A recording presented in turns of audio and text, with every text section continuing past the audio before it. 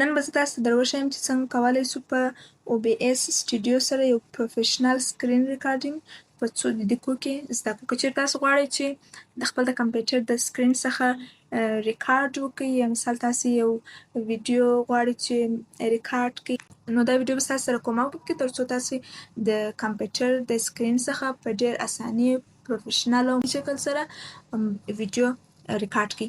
نو راځو دلته تاسو لومړی OBS سټوډیو ده، تاسو د دغه سافټویر په واسطه کولی شئ چې خپل د سکرین خپل د کمپیوټر سکرین څخه ریکارډینګ وکړئ. نو راځئ د یو براوزر د لارې لومړی خپل په کمپیوټر کې انسټالوئ، هغه که د کروم یا مثال یو بل براوزر هر براوزر چې تاسو راځئ دلته OBS سټوډیو لیکئ، وروسته یې ډاونلوډوئ. کله چې ډاونلوډ شوله دلته راځئ OBS سټوډیو ستاسو سره داسې یو سافټویر په داسې شکل سره په دې باندې کلیک کوئ. کله چې مو کلیک وکړ ستاسو سره داسې یو صفحه راځي. زه به نن تاسو ته د دې پر بیسیکس سیټینګ باندې بیا بحث وکړم، او څنګه کولی سو په مایک باندې څنګه کولی سو مایک انتخاب کړو، او په بعضې ټیټرونو باندې بیا بحث وکړو. نو راځم زه دلته لومړی تاسو OBS سټوډیو خلاص کړئ، ستاسو سره داسې یو صفحه راځي. دلته دغه د سورس په بخش کې په دغه پلس باندې به کلیک کوئ. کله چې مو په دې باندې کلیک وکړئ دلته راځئ ډسپلی کپچر په دغه به انتخاب وکړئ. کله چې مو دا انتخاب کړله وروسته راځئ داسې یو صفحه راځي. نور که دلته که چیرې تاسو دلته یو نوم ورکوئ هم مثال که یو نوم ورکوئ هم ورکولی شئ، که چیرې دغه مو خوښ وي هم ورکولی شئ اوکې کوئ. کله چې مو اوکې کړه دلته برته راځئ، په نورو شیانو کار مه لرئ، یوازې په دغه ډسپلی کې دلته راځئ دغه پرایمري مونیټر په دې باندې به کلیک کوئ. کله چې مو دا انتخاب کړه وروسته به اوکې کوئ.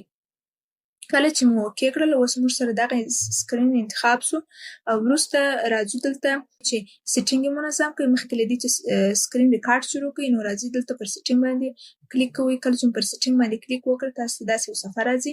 لومړی راځئ آوټپوټ باندې بیا بحث کوو، یعنې دا معنی چې تاسو سکرین ریکارډ چې کوئ هغه کله چې مثال هغه ویډیو موږ تکمیل مو کړله هغه چیرې مثال پرېږدئ. نو دلته راځو لومړی موږ هغه بخش کې اوس خو هلته ما سکرین ریکارډ شروع کړی دی، نو ستاسو په کمپیوټر کې به دغه اپشن فعال وي.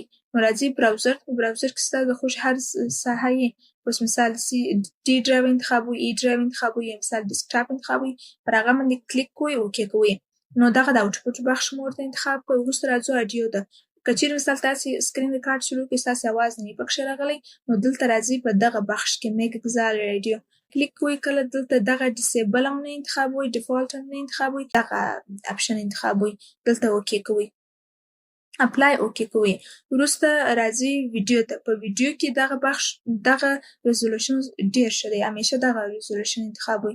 دا ریزولوشن به انتخابوئ، او دلته هم کولی شئ چې تاسو دغه ریزولوشن انتخاب کړئ، او همیشه دغه FPS چې دی دغه 80 انتخاب کړئ. وروسته یې اوکې کړئ. نو دغه یو بیسیک سیټینګ وه، دغه رقم دا سیټینګ به اپلای کوئ.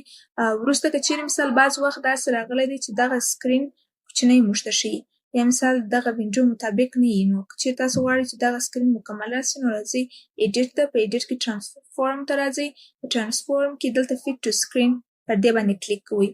نو دا به کله چې موږ هغه کار کوو دغه یوازې د کمپیوټر مکمل سکرین به راځي، داسې نیمایي یا مثال کوچنی یا غټ به نه وي، د فیټ ټو سکرین وي. نو وروسته نور خپل سکرین ریکارډ په دغه اپشن به کلیک کوئ، دا به اوکې کوئ. کله چې سکرین ریکارډینګ شروع کړله وروسته دغه داسې په دغه کلیک کوئ. وروسته نو تاسو کولی شئ چې هر پروګرام فرض مثال تاسو د اکسل درس ورکوم، نو پر دې باندې زه کلیک کوم، نو تاسو ته سکرین ریکارډ شروع دی، کمپیوټر د صفحې څخه ریکارډ کوي. نور زه خپل درس در کوم. کله چې مې درس تکمیل سو وروسته راځم غواړم چې سکرین ریکارډ سټاپ کړم، برته راځم ودروم، یعنې نور ویډیو مکمله سوله. وروسته دلته راځم پر سټاپ ریکارډ باندې ریکارډینګ پر دې باندې کلیک کوم. هلته خو موږ ته ساحه مو ورته مشخصه کړه چې مثال په کوم ساحه کې موږ دا آوټپوټ یې غواړو.